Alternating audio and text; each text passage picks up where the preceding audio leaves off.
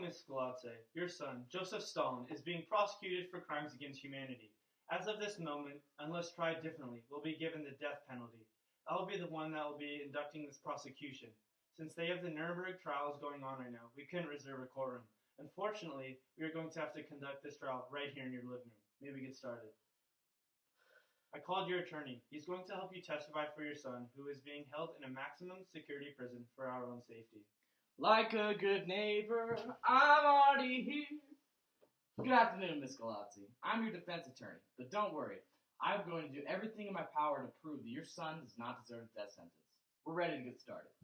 Miss Galatze, is it true that you're a devout Russian Orthodox Christian? Yes. And is it true that your son Joseph was also a Russian Orthodox Christian? Yes, he did very well in his church school in Gori. In fact, he was one of the best in his class. Do you think that the reason he did well in school was to gain approval from you or his father? His father? That man was terrible to us. He would come home drunk out of his mind and abuse Joseph and I. Joseph would try his hardest to stop his father. I remember one time he even threw a knife at him. Joseph peed blood for a week. So to answer your question, no, I don't think that pleasing me or his father had anything to do with it. Do you think that it was to avoid punishment from his father?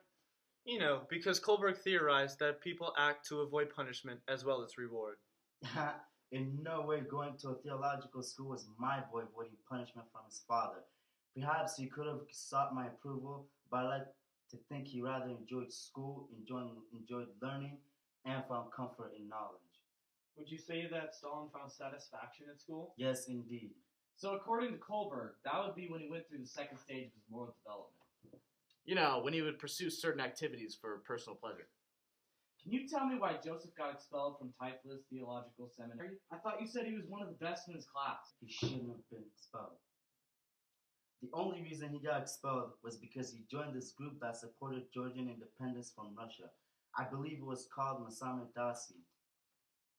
It seems as though ever since Stalin was 16, he has been involved in radical movements such as that of Masame Dasi and the Bolsheviks, the Russian Revolution Party for Communism. Would you agree? I would. Then do you think that the ugly history between him and his father influenced his involvement in these rebellious organizations? Absolutely. He was always a fighter and he held strong beliefs. Then would you also agree that the movements acted as a catalyst to the destruction that Stalin had later wrought on Russia? Yes, having a man as powerful as Lenin to look up to him must have created his thirst for power. Under Lenin, with this thirst you were talking about, do you think that Joseph would have done whatever it took to get that power? Whatever it takes. Well, that must have been when he passed into the third stage of Kohlberg's theory.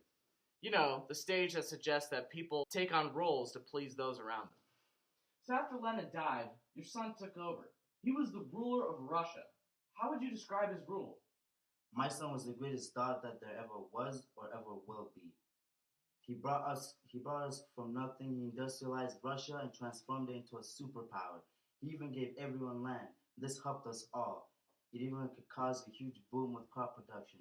We are communists, red and proud, and even the mighty USA are scared of us. At what cost? Settle down, Mr. Fox. We have order in this court. Thank you, Judge. Can you explain to me, an American man, why you saw him as such a great leader? He brought us out of the war as a victor. He saved Russia. He might have used extreme methods, but he saved Russia from the Nazis. Even in American eyes, Nazis are viewed as much worse than us Soviets. Now for the fun part. No more BS. Yes, your son may have provided food for his country, though only from the land that he stole back from the peasants and forced to work for it. He forced industrialization on a country that was not ready for it. Not only did this destroy the environment and created terrible working conditions for the workers, but this also caused the worst famine in human history. By 1933, 7 million Ukrainians, nearly 25% of the population, including 3 million children, perished due to being deprived of the food that they had grown on their own land. Not only was he murdering innocent people, but also he was paranoid about the people around him. This paranoia led to the purge and execution of 36% of the communist membership and one-half of his officers. This was all between 1936 and 1938. That is 2 years. 2 years. By the end of his reign, Stalin was responsible for the death of 40 million men, women, and children. I think we're done here.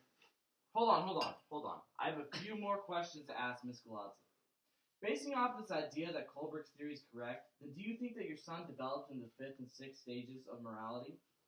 The 5th stage of morality states that one has a greater understanding of right and wrong in a judicial or traditional sense. The 6th stage states that one has a greater understanding of right and wrong in a more universal sense, like human rights. Well, now, by the time he was Tsar, he had lost his mind. He had no respect for traditional laws, and if he wanted something, he would make a law or bend the rules to get it. In the eyes of the people, he was the law. He had absolutely no regards for others' well-being. He just wanted absolute power and would do whatever he wanted, whenever he wanted. Could you consider him crazy? I mean, psychologically crazy, to where he would need help? Of course, he may be my son, but he has done things that no sane man would do. But I don't want to see him die. Thank you, Miss Galazzi. That's all we need. You decide. Am I a psycho?